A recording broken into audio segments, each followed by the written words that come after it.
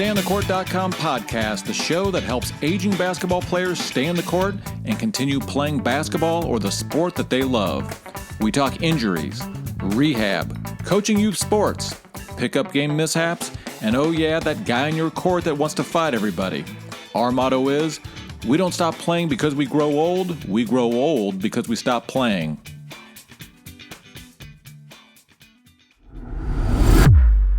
Welcome to the StayOnTheCourt.com podcast. This is your host, Troy Wallace, again broadcasting from the beautiful studios in downtown Omaha, Nebraska.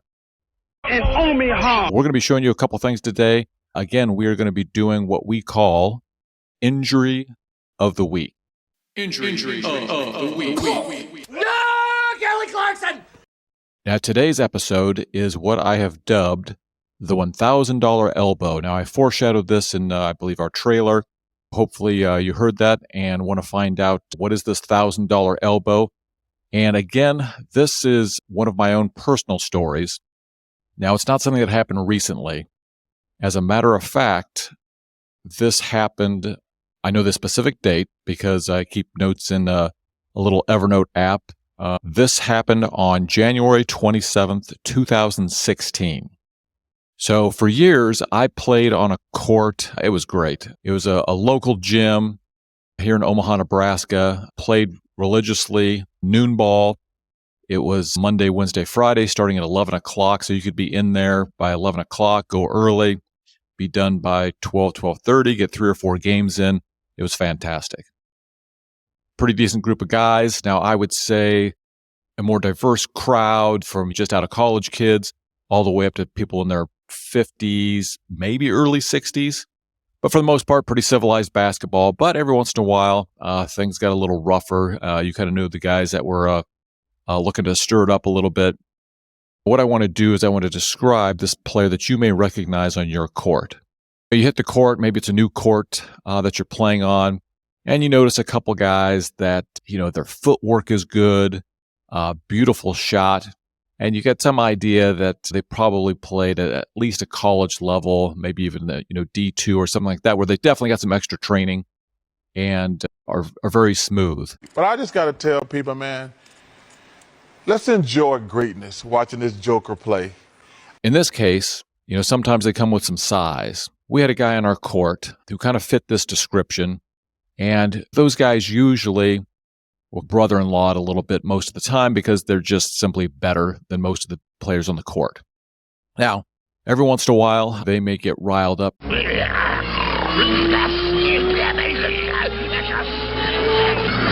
because maybe there's a couple of players there that's better competition.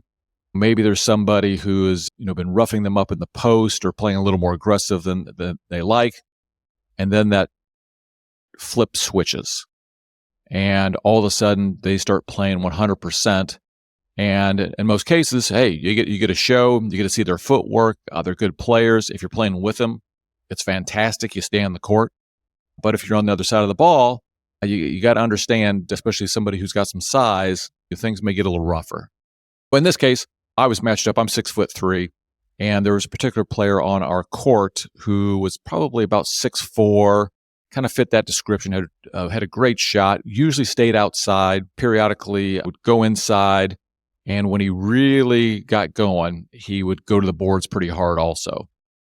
So again, this little incident that happened was back in 2016, so memory's a little rough. I have this note, and I'm going to kind of walk you through what happened. So it was a particular day that this guy decided to play 100%, and it was just one of the guys, if he wanted to go to the hoop, you just let him go to the hoop. He just had the size. He had the footwork.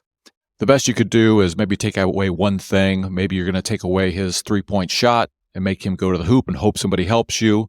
Maybe you're going to play off him a little bit, let him shoot the three-pointer. But either way, he's going to beat you. Get the lingerie off the deck. Woo! In this case, I can't recall if it was just a rougher game. I was his defensive assignment, and I don't think it was a situation where I was getting him riled up.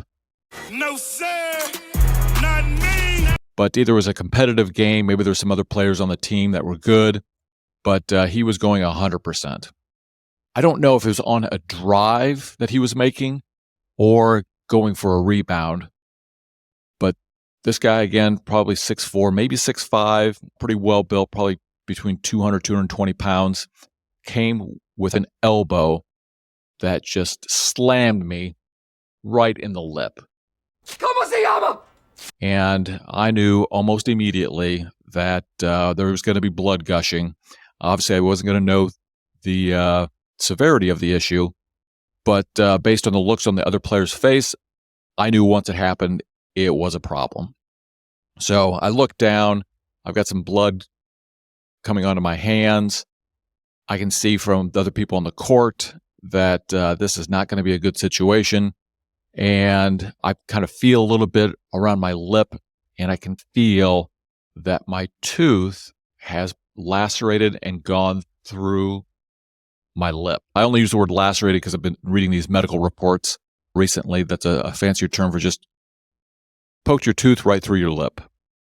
So if you're on the YouTube channel, I'm going to expand my camera view here a little bit, and I'm going to show you. There's still some scarring, so this is not going to be great if you're on the podcast, but if you want to go over to the YouTube channel, it's youtube.com, and then it's just Stay on the Court if you search for that. So I'm going to bring my face up real close. I'm going to come off mic here for a moment.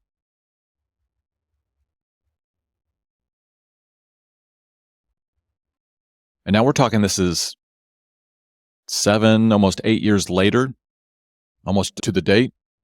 And you can still see some of the scarring from that injury.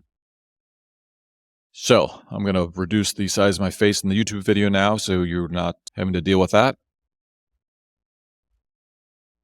I head into the locker room. Somebody runs and gives me some ice. Everybody's pretty polite on this court. And I go look in the mirror, and sure enough, I look like a snaggletooth.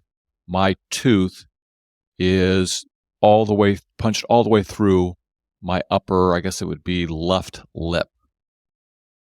And obviously a problem. So a couple guys come in and take a look. They see if I need a ride anywhere. I don't feel like I'm concussed, which obviously would be another possibility when you get hit that hard. Now I've got to get a plan of action. It's noon ball. I do contract IT work, and I was trying to bring on another client and had an interview with them later the day, I think at 5 o'clock. So this is not convenient. It's bad enough that I think I'm going to need stitches. I had never had stitches before. So I get in my car, and I'll back up a little bit. So the guy that threw the elbow, and I would say it was in the course of play. It was definitely a little rougher, but it was in the course of play. Came in, checked up on me. And I've been in this position where I've thrown an elbow by accident that caused some damage. Rule of thumb, go check on the person. Even if you don't think it's necessarily something you did wrong, it's certainly a good sportsmanship move to just check on them. And so this guy came and checked in me while I was in the locker room to see how I was doing. So that was definitely a nice gesture. I end up taking myself to an urgent care that's not too far from the gym that I play at, between my house and the gym. Once I'm there, they look at it and they say, well, we can, stitch it up. And I call my wife before just to let her know what's going on, that I'm at urgent care, here's the situation. And she gave me very good advice looking at this in retrospect. She said, this is your face. It's important. She said, you do not want to be in an urgent care having them work on your face. Your face is my case. Let's call a plastic surgeon. So we knew of a place that's part of the University of Nebraska Medical Center that we thought could do it. We called them. They took emergency patients. And so that's what I did. I went in there. I ended up having them stitch it up.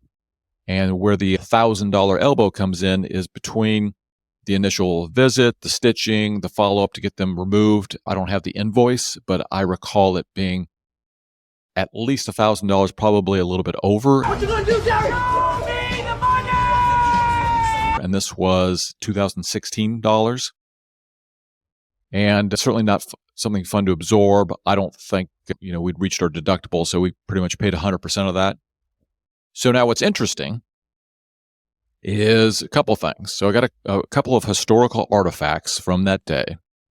Number one, I'm going to read you the actual note that I put in my Evernote app from that day. And it reads as follows. Elbow from put my tooth through my lip. Is this the gentleman who ruined the buffet at the Harrow Club this morning? Spent the rest of the day at urgent care and plastic surgeon, waiting for stitches, have an interview with a medicist at 5 o'clock. And that was just the short entry. So not a lot. Like I said, wasn't real happy with the guy who gave me the elbow and the $1,000 bill, even though it was in the course of play. So my apologies for speaking a little bit unkindly there in the note, but heat of the moment. Step forward to now, and I'm thinking about doing this podcast to talk about this injury. And I said, I wonder if I can get the actual pictures that the doctor took, any gory shots of what happened at that time. So University of Nebraska Medical Center has a facility that allows you to request your records. I called the plastic surgery office where I got this initially. They referred me to a medical records department at the UNMC. And sure enough, about 10 days later, I got an email with the PDF. Now, unfortunately, it didn't have any pictures. I may do another request to see if I can get the pictures. If I do, those will be in the show notes, and I'll put those in the associated blog post for this episode on stayonthecourt.com. But I'm going to read you what that report said. Now, I'm going to tell you right now, I'm going to butcher. This has a lot of medical terms, so I'm going to do the best I can. And my attending physician was a Dr. Perry Johnson, who did a great job. Shout out to Dr. Johnson. I noticed he's still on the website and still practicing. So it says, Troy Wallace is a 44-year-old gentleman who was playing basketball earlier today when he suffered an elbow to the left upper lip, resulting in a through and through laceration. He was initially seen at the local urgent care and subsequently referred here for closure. So I read that and I said, well, what's a through and through laceration? So did a little searching. I'm going to come over to a post I found. So this is McGraw-Hill, so it's probably a very academic website. It's called Access Emergency Medicine. And I'll put this in the show notes. Again, I hope nobody ever has this happen to them, but it's good to kind of walk through and know what to do if something like this does happen to you. We're going to look at the definition of a through and through laceration. So I'm going to come down here. It says with deep or through and through lacerations involving I'm not even going to try and pronounce that, orbicularis oris, the muscle layers are initially approximated with deep, usually 5-0 absorbable sutures. Once the muscle is approximated, the first skin suture is again placed at the vermilion border. Okay? Again, I don't fully understand that, but it doesn't sound great. Now, if you're on the YouTube channel, again, go to youtube.com. It should be just /stayonthecourt. I'm going to show you some of the pictures, and I will warn you, this is a younger kid in this picture. They blurred out his eyes like that would hide his identity. Not the best way to anonymize somebody, in my opinion. So this is a picture, and I have to assume that mine, I don't think it was quite this bad because this looks like more of a split lip where mine was poked through. This was called a vermilion border laceration. But anyways, you see it. So if mine was classified in this category, again, I will try and find some pictures. In my family, I am usually the photographer and I'm rarely in pictures. So I tried to find some from around this time, but they were not there. Now, that is a testament to the stitch job that Dr. Perry did for sure. If you're on the YouTube channel, you can see what this looks like. And oh, this poor kid. That looks like a nasty one. You can see what the severity looks like. Mine looked pretty nasty as well as I recall, but definitely not a great situation. I got stitched up Was in there probably a couple hours. And then I'm going to come back to the medical transcript and go down to where it says physical examination. Here's where it says he has got a stellate lesion of the upper lip that communicates to the laceration on the mucosal surface. I'm pretty much just saying that's just poked all the way through. The length of the stellate laceration is about 1.5 centimeters, and then the intraoral lacerations about 1 centimeter or so. So that gives you some idea. Then he goes on to say how Dr. Perry treated it. He said, I anesthetized the upper lip with 1% lidocaine with 1 to 100,000 epinephrine. The wound was then irrigated with a 10 milliliter syringe with saline, flushing out the wound. It was then prepped with betadine and draped. The wound margins were freshened, which I don't know what that means. Ooh, that sounds nasty. It says were freshened with a 15-blade scalpel. Ugh.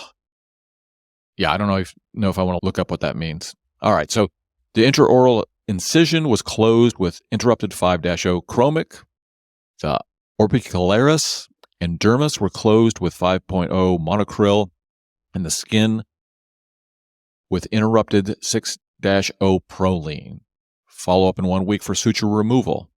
I might have AI try and read this, see if they can do a better job with this, because I know I did not do a great job with the pronunciations on all of those medical terms.